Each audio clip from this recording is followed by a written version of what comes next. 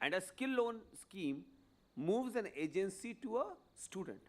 A student decides that I want to pursue this course, and I do not have the financial resources for this course, but I am prepared to take loan.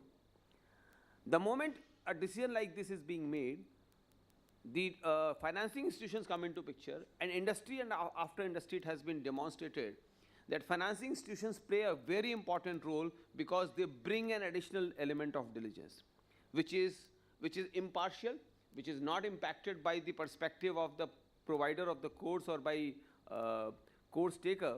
They bring their own perspective, and that perspective is only from one consideration, that how likely I am to recover the loan that I am disbursing.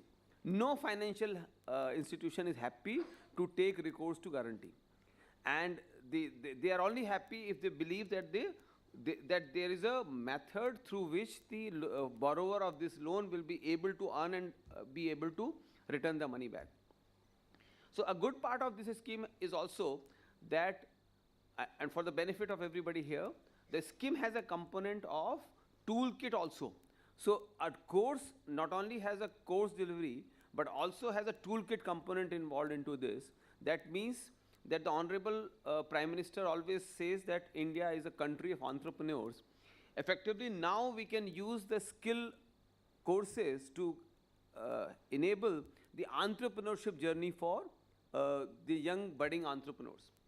So that toolkit component is extremely important.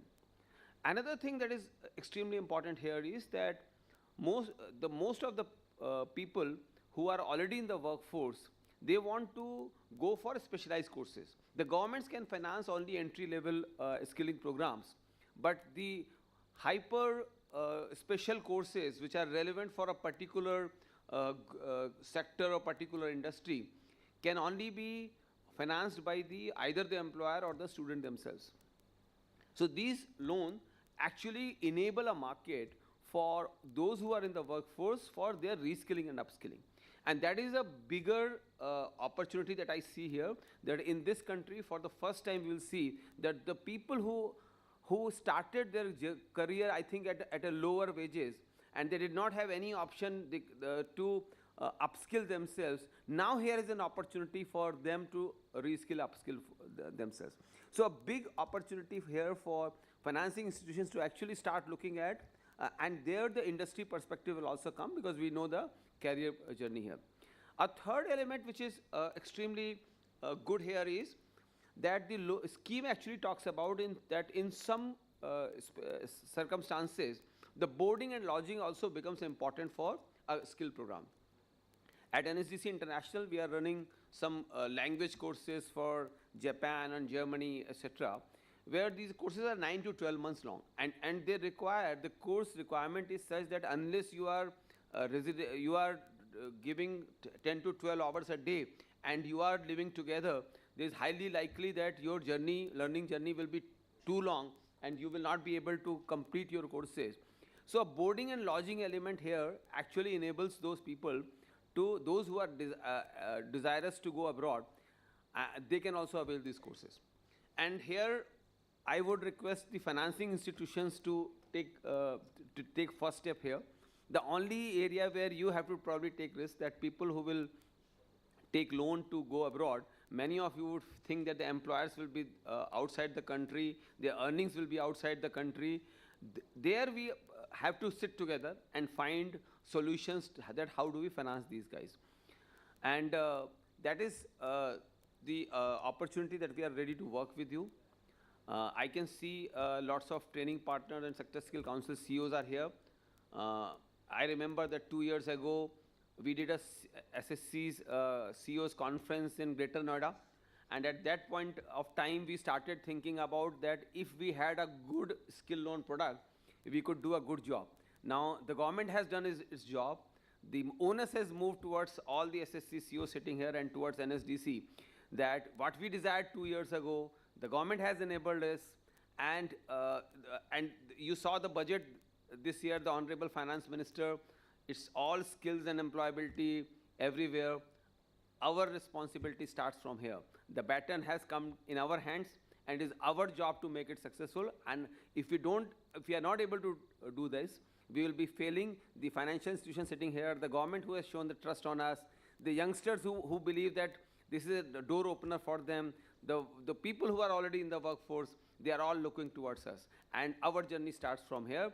I request everybody in NSDC and SSC ecosystem to make whatever we promised 2 years ago, let's go ahead and make it work.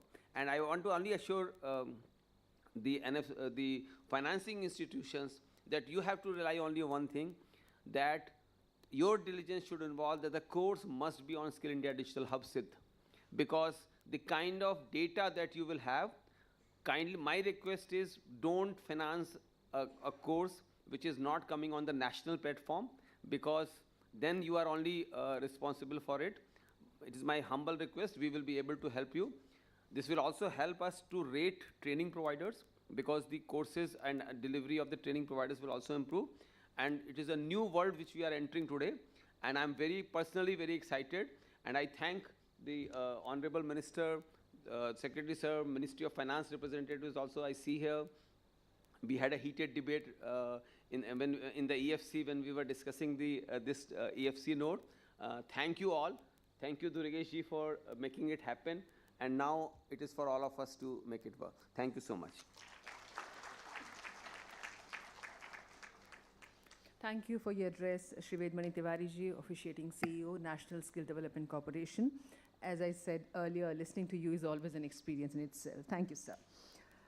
And now, ladies and gentlemen, may I have the privilege of inviting Professor T.G. Sitaram ji, Chairman, All India Council for Technical Education, and I request sir for the address.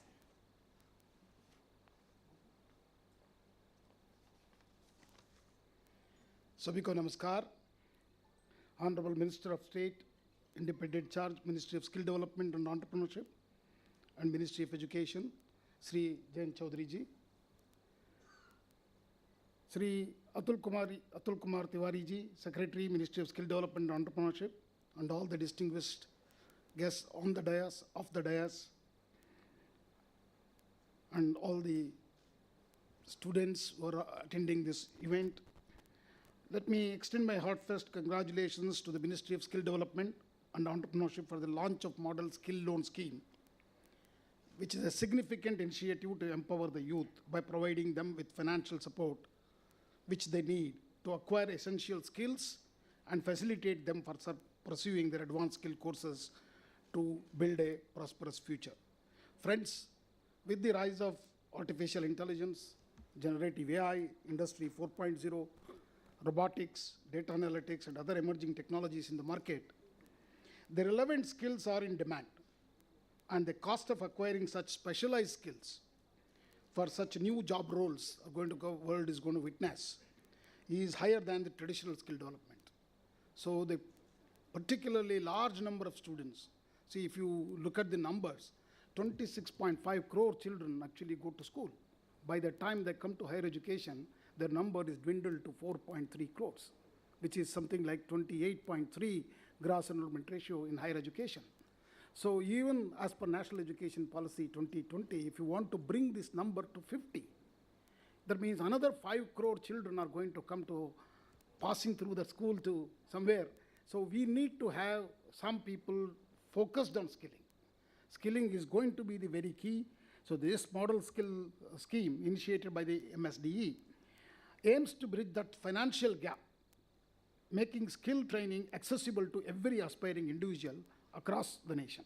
So let me congratulate the Honorable Minister for coming up with such an innovative scheme, because large number of our kids comes from rural part of India. They are actually, they have a hunger to learn actually. But unfortunately,